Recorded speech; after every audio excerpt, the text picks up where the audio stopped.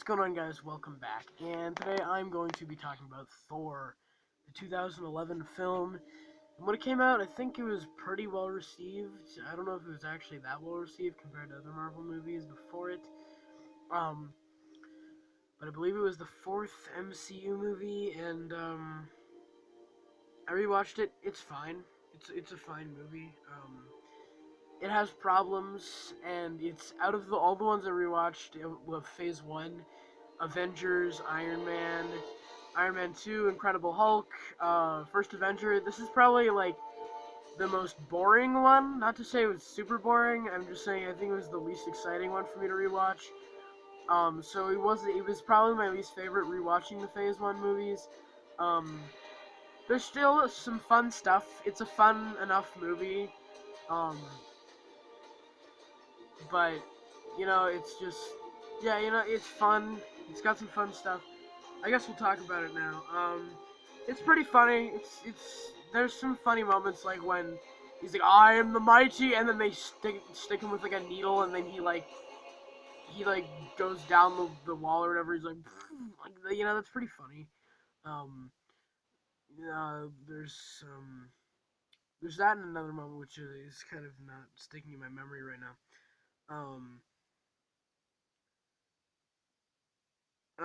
and then this is something I haven't rewatched Thor 2 yet. Obviously, Thor: The Dark World, which everyone dislikes, and I might rewatch it. I don't know, but I thought about it, and I realized that Thor 2 is basically Thor 1 recycled. I just realized that Thor 2 is basically Thor 1. Okay, so let's think about it. Thor lives in Asgard. He's a king, but the thing is, the second one basically ignores the first one. The first one is about him being humbled. The second one starts, he's kind of an arrogant guy again. Goes around with Natalie Portman. There's a villain that needs to be stopped. He learns how to be humbled. He becomes a king. It's the same plot. So I don't know. I haven't rewatched Thor 2 yet, but I think it's the same plot, and I think that cheapens the first Thor. So Thor Ragnarok is obviously the best Thor movie, but this movie it's good, I guess. I don't know. I just don't have a lot to say about it. Like, it wasn't like a super exciting one for me to watch. There's some weird stuff in it. Like, they put in Hawkeye for 1 minute. He has a cameo where Coulson's like, "I need some eyes on the roof," and then Hawkeye's like, "Do you need me to shoot him?" And he's like, "No, wait. Want me to shoot him yet? No, wait. Can I shoot him now? No, wait." It's like he just goes up on the roof and he wants to shoot Thor, and then he's like, "No, you can't shoot Thor yet." It's like, okay. It's like, and then he just leaves. Like, he doesn't shoot anybody. He just stands there on like this little crane, and like that's it. Like, he doesn't do anything. um. Okay, so Loki, he's a pretty good character in this movie. He's a pretty good villain. Natalie Portman's fine. Idris Elba as Heimdall, I like him a lot. He's a pretty cool guy. He's just a really cool character. He's a badass character. I like him a lot. Anthony Hopkins is hilarious as Odin. Like, we'll talk about that later. But he's so funny. But let's break down Loki's plan. Okay, so Loki, they go to Jotunheim. Loki makes these fake frost giant illusions that break into Asgard. Then Thor then wants to go and kill the Jotuns, but Odin is like, "No, you're stupid." But then Thor decides to go anyway. Then before they go in, Loki tells Heimdall to tell Odin that Thor went there. So then Thor would get vanished to Earth. Then he could seize the throne, but he didn't know about his frost giant heritage. I don't really understand that part of it.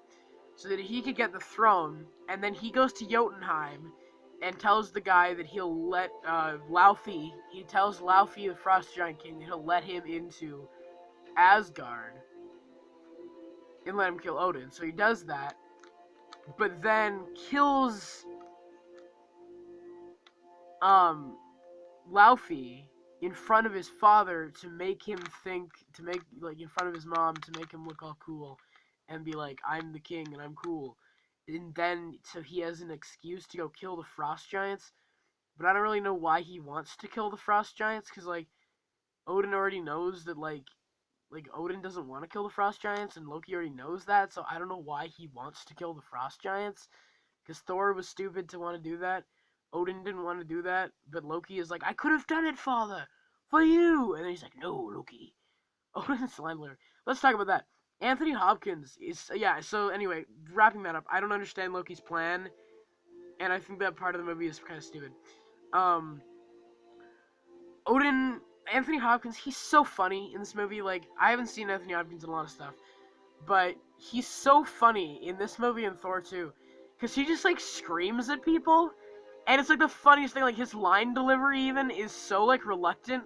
Like, he yells at Thor, he's like, you are selfish, greedy! And it's just, like, the funniest, like, yelling ever. And, like, there's this part where Thor is like, I went to Jotunheim, and then Odin is like, you were greedy, or whatever. And then Loki tries to interject, and he's like, father, and then Odin just goes, ah! It's like, you know, like, literally, Loki's just like, father, ah! Something. It's like he just yells at Loki. It's so funny. Like, Anthony Hopkins, he's so funny in this movie. He just yells, and then there's this scene where, like, Loki is, like, finding out about his, like, frost giant heritage, and he's like, tell me! And it's like, it's so funny.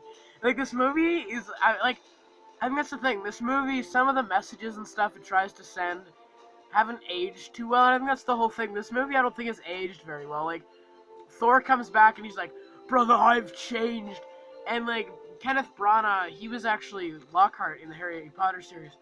But he's good at this kind of grandeur sort of thing, but the grandeur can be a little cheesy, and it can make these messages seem kind of bloated, or not bloated, but just, like, outdated, and by today's standards, the messaging in this movie is kind of cheesy. Like, Thor is just like, I am worthy now because, like, the way he becomes worthy doesn't even, like, Captain America, like, when I watch Captain America, I'm like, yeah, that guy's totally worthy. And then he becomes Captain America and lifts the hammer in Endgame. And I'm like, yeah, heck yeah, he's totally worthy. But in this movie, when he becomes worthy, he just, like, dies. And then he's immediately worthy because he dies and he's dead and he needs the hammer so that he can go. And then when he gets the hammer, he just goes up in a tornado. And you just see him, like, hit a beam of light back at the robot, the destroyer robot, and then he just comes back to Earth, and it's like, we didn't even get to see the battle. Like, there's, like, no action in this movie. Like, the robot comes in, shoots over a couple cars, he sends it up in a tornado, and then, like, most of this perspective you see is, like, Earth, and then he just comes back down. And they're like, oh, you're so cool, and he's like, man of cool's, we're on the same side.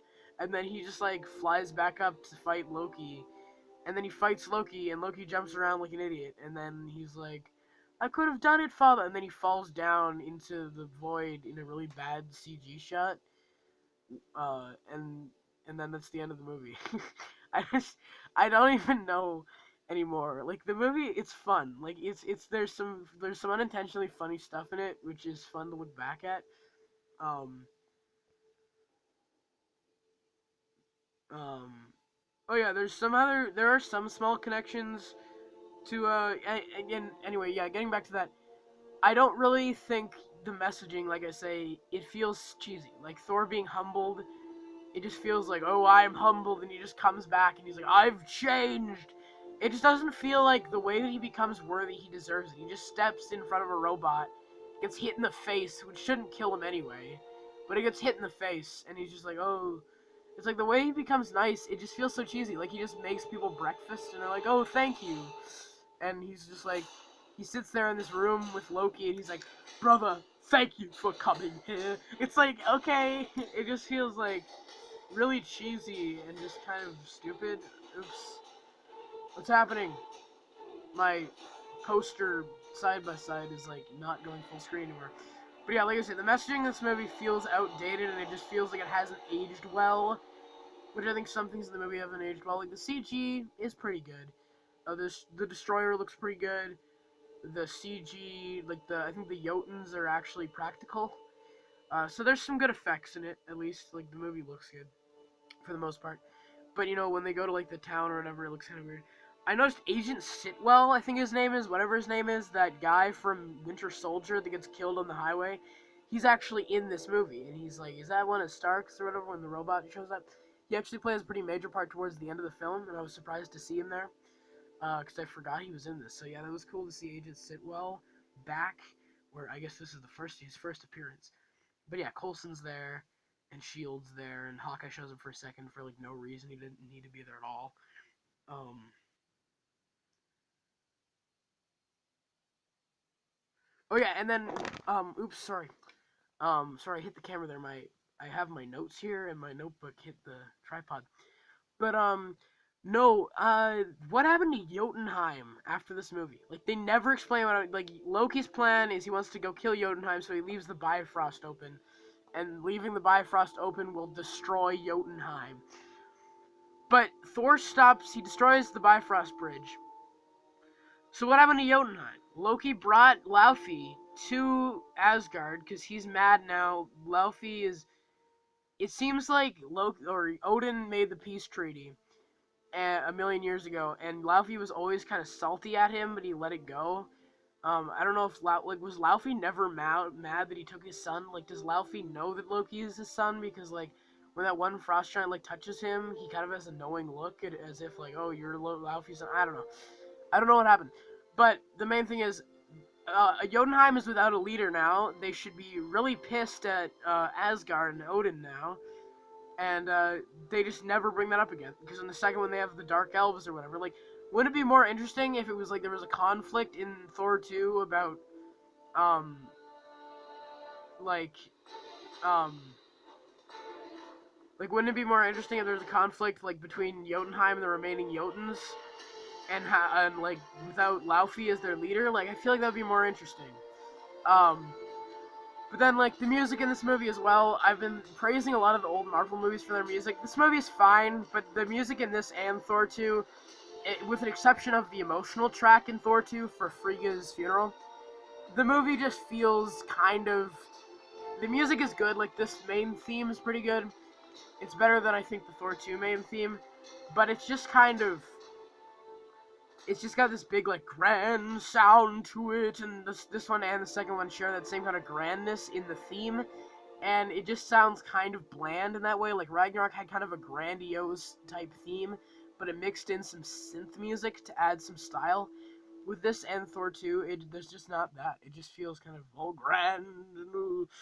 But, yeah, that's pretty much all I have to say about Thor. I think in a lot of areas it hasn't aged too well. It was my least favorite Phase 1 movie, rewatching all of them. But there's still some fun stuff, and there's some really hilarious unintentional comedy with Anthony Hopkins and Loki in some scenes. But yeah, it's fine. It's fun. It can be kind of funny. I'm gonna give it like a C plus or a B minus, somewhere around there. Um, it hasn't aged too well, but not too terribly. It's fine. It's an okay movie. You guys let me know what you think of Thor and what you thought of my review in the comments as well. And I might do a re-review series building up to Spider-Man Far From Home coming out soon. So I might talk about the Sam Raimi movies and maybe the Andrew Garfield movies. I don't know if I can sit through those again. I'll talk about that more in another video. Let me know if you want to see that. But yeah, you guys let me know what you think of my re-review of Thor and what you think of the movie as well. And I hope you guys have a great day. Take care. Bye.